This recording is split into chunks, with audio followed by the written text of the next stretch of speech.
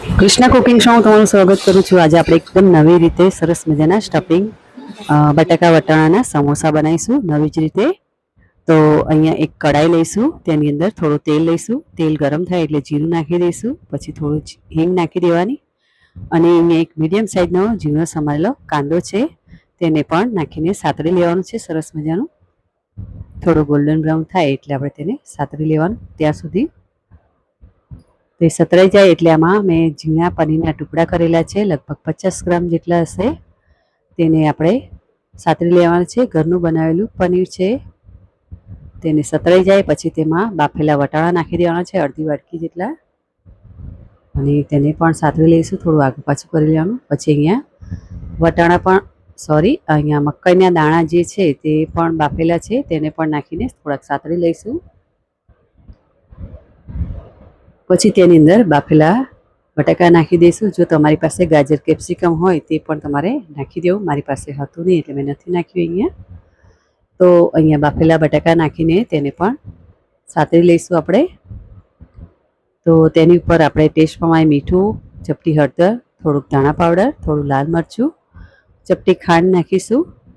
અને થોડું શેકેલા જીરા પાવડર, થોડો ગરમ મસાલો, થોડોક ચાટ મસાલો, ચપટી લીલા મરચાંની પેસ્ટ, બધી વસ્તુને સરસ મજાનું મિક્સ કરી લે, તેને સાતરી લેવાનું છે. તો અહીંયા થોડા ધાણા નાખી દઈશું અને તેને મિક્સ કરી લેવાનું છે. ખૂબ જ ટેસ્ટી બને તો આ મસાલો. હવે તેની અંદર થોડુંક આપણે લીંબુ પણ નીચોઈશું, તેનાથી ટેસ્ટ ખૂબ જ સરસ આવશે.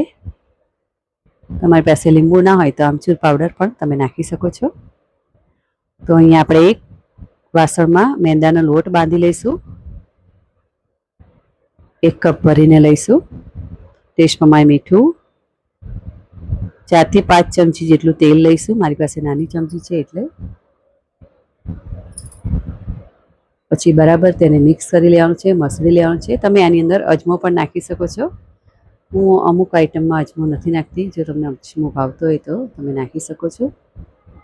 પછી અહીંયા મિક્સ થઈ ગયું છે. હવે તેને લોટ બાંધી લઈશું. આ રીતે મુઠ્ઠી વળે તેવું મોયણ હોવું જોઈએ અને બહુ કાઠો નહીં, બહુ ઢીલો નહીં તેવો લોટ બાંધવાનો છે. થોડું થોડું પાણી નાખીને તમે જોઈ શકો છો આ રીતનો લોટ હોવો જોઈએ. તેને આપણે ઢાંકીને થોડી વાર સાઈડ પર રાખી દેવાનો. પછી તેને એક મોટી લોહી લેવાની છે. તો અમે અહીંયા બહુ નાની લોહી લીધી છે, તમારે મોટી લેવાની છે, કારણ કે મારે અહીંયા બહુ નાના સમોસા થયા હતા. તો મોટી લોહી લઈને મોટી પૂરી જેટલું મોટી વણવાની છે તેને રોટલી. આ રીતનું નાનું ન હોવું જોઈએ, હવે પણ મેં અહીંયા નાનું જ કર્યું છે. તેની અંદર સ્ટફિંગ મૂકી દઈશું. આ રીતે મોટું હશે તો રોલવાળામાં ખૂબ જ આસાની રહેશે. તેની ઉપર ચીઝ મૂકી છે, તમે સ્ટીક ચીઝને અંદર પણ મૂકી શકો છો. આ રીતે તેને રોલ વાળી દેવાનો. તમને આગળ બીજી રીત પણ બતાવીશ. આ રીતે ટાઈટ તેને દબાવી લેવાનું છે અને થોડુંક પાણી લગાવી દઈશું નીચે, જેથી આપણો રોલ ચોંટી જાય. પછી આ રીતે ચપ્પુની મદદથી તેને પતલી પતલી સ્લાઈસ કાપી લઈશું. તો આ રીતે હું થોડી લાંબી હોય તો વધારે સારું પડે. પછી આ રીતે બંને રોલને આપણે એકબીજાની અંદર નાખી દઈશું, ચિપકાવી દેવાનું છે તેને. તેની અંદર થોડું પણ સાઈડમાં પાણી લગાવી દેવાનું, જેથી ચોંટી જાય એકબીજાને.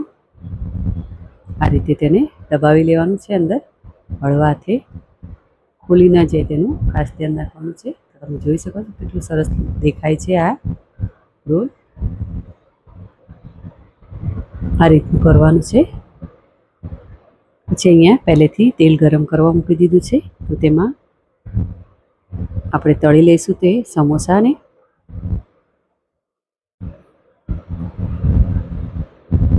થોડા ચમચીની મદદથી આગા પાછા કરી લઈશું અને એકદમ મીડિયમ તાપે તળવાનું છે. બહુ ફૂલ પણ નહીં અને બહુ ધીમો પણ નહીં, તે રીતનું રાખવાનું છે, જેથી અંદર સુધી એ મેંદો ચડી જાય, કારણ કે આપણું સ્ટફિંગ તો ચડેલું જ છે.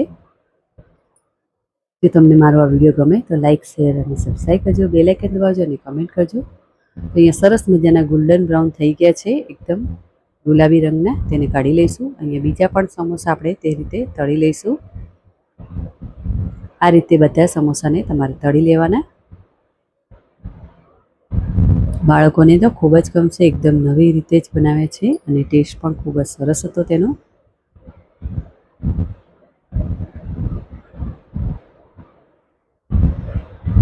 તેને સર્વિંગ પ્લેટમાં સર્વ કરીશું. એકદમ ક્રિસ્પી થયા છે. તમે પણ આ રીતે જરૂરથી ટ્રાય કરજો.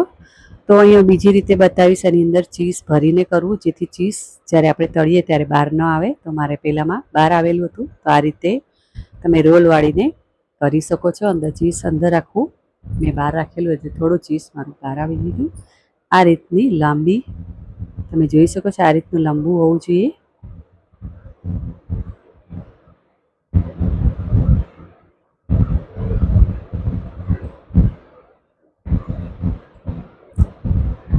હવે તેને થોડું હજુ લાંબુ કરીશું અને કટ કરી લઈશું.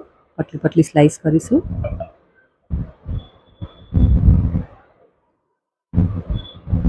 આમાંથી ચીઝ બિલકુલ બહાર નહીં આવે અને ખૂબ જ સરસ લાગશે. તમે પણ આ રીતે જરૂરથી ટ્રાય કરજો. તો ઉપરથી ક્રિસ્પી, અંદરથી સોફ્ટ છે. બહુ જ સરસ બન્યા હતા. જરૂરથી ટ્રાય કરજો ચીઝ સમોસા ટમેટો કેચઅપ સાથે.